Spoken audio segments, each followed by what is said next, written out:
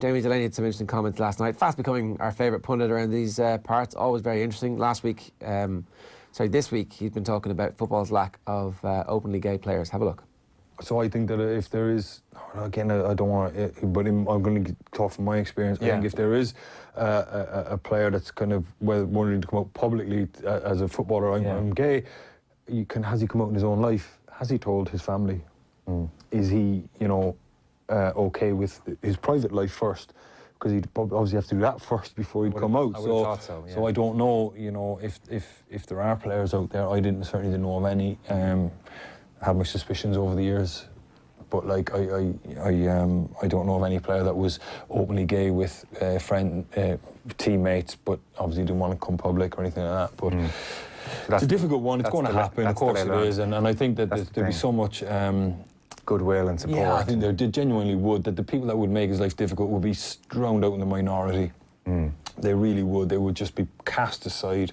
And I certainly would make sure that if I was in the changing room and that happened, I would certainly make sure that if a player tried to make someone's life difficult, I would go out of my way to make sure that player was ostracised. I do know of one player that has said it. I would never say it, but I do know one player that said that he wouldn't be comfortable. Wouldn't interact with the player because he just, but like it's just, I believe that there would be a big issue with that. There's a lot of very religious players in football.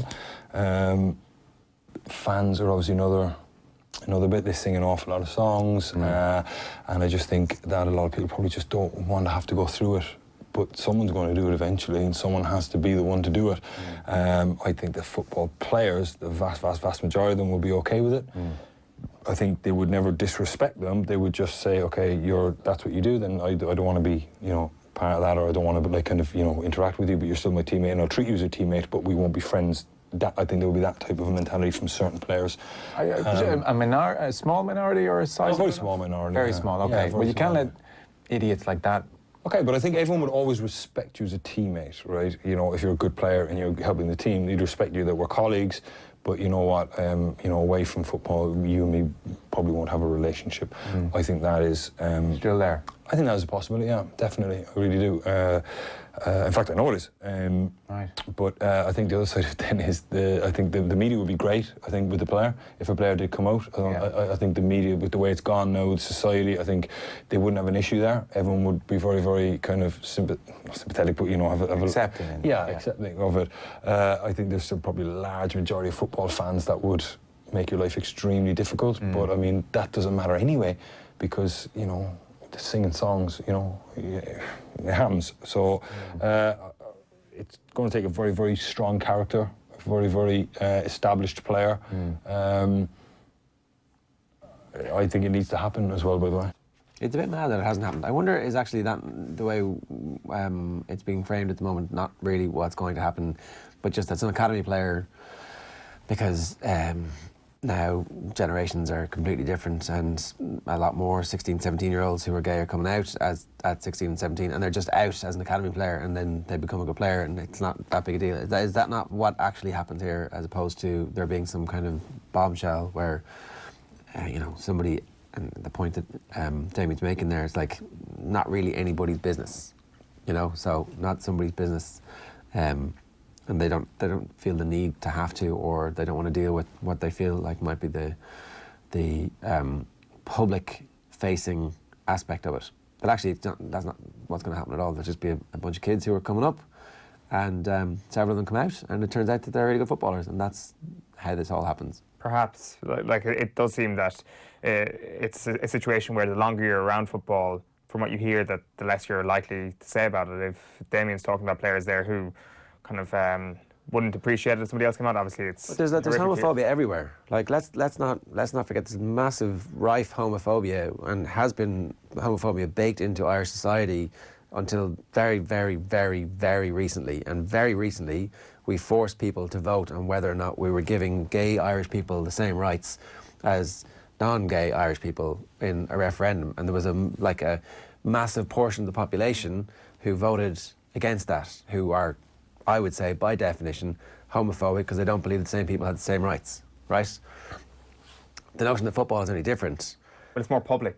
But I don't think it's any different in terms of like the people there are no different. You're going to have the same 27% of people, or whatever the population was, who are homophobic in football as are in everyday life. Are the people in the stands an accurate representation of society, though? Especially the mob mentality that you hear. I'd say they're probably exactly a proper cross-reference. So the mob mentality, there'll be some people who chant, and then everybody else will be going, "Shut up," which I think we need to start trusting football fans a little bit more. Like, even in the wake of all the racism we've seen over the last few years, and it seems to be an increasing issue when it comes to bigoted football fans, not on these shores even, but is that any different though from what you're seeing in everyday life? Like, in the UK, it has been profitable for a bunch of politicians to incite racial hatred. That manifests itself in loads of different ways. And you're seeing some people being more comfortable expressing their racism and their hatred in a stadium. You're also seeing most football fans saying this is unacceptable, and a fair bit of self-policing going on. I'm talking exclusively about England here because I'm not getting into the politics of Italy or Spain, which are pretty horrific. But I think that all of football is really just a product of the society that we live in. And I would say that the reaction has been notable in the recent racism cases we've seen. Like, you're not exactly using the two to compare one to the other, but I think it's a useful case study in terms of how the public and the public at football matches deal with issues that, I don't know, that are controversial. And I don't know, the one example that kind of comes to me is the Spurs fan who was accosted widely last year after throwing a banana skin at Pierre-Emerick Aubameyang. And like, I know a newspaper went and interviewed him and perhaps gave him notoriety, which had never been done. There was the sharing of the images of the Chelsea fan who racially abused Raheem Sterling, and he was accosted left, right and centre. And there is that awareness that something not only needs to be ignored, but actually in some cases, actually attacking that head on is the way to do it. And the stance that the English soccer team are taking abroad now is an interesting one as well. And certainly, if we're sticking with just England for the moment, if there's one generation of footballers who are well able to stand up to this sort of thing, it's the current crop. Yeah. And I think there should be a safety in that. I'd agree with your point, though, that it will become a situation where it'll probably be a younger player and the floodgates are immediately open. There is no sort of situation where the floodgates start gradually opening. It'll just become a very normal thing within football. It's a little bit sad that it's not already at that, but I really do believe that there is an element of all of this that is just fear about what the reaction will be from a very small cohort of football supporters, which is horrific. It's horrific, but it's the reality of the situation, I believe. Yeah, I'm sure there's also a load of religious zealots in most changing rooms the way there are in all workplaces too. So, like, I wouldn't be too concerned about the fact that, like, when Damien Delaney sits there and says, I know people who would be like that, you know, I think if you kind of sift through all the people who you meet in your life, there's one or two of those people who you meet in your life, and the fact that one of them happens to be good at football and so therefore is in the changing room isn't actually that shocking when you think about it. But dealing with it and the fact that there are repercussions for people who just want to get on and live their lives, that's the bit that's hard to deal with.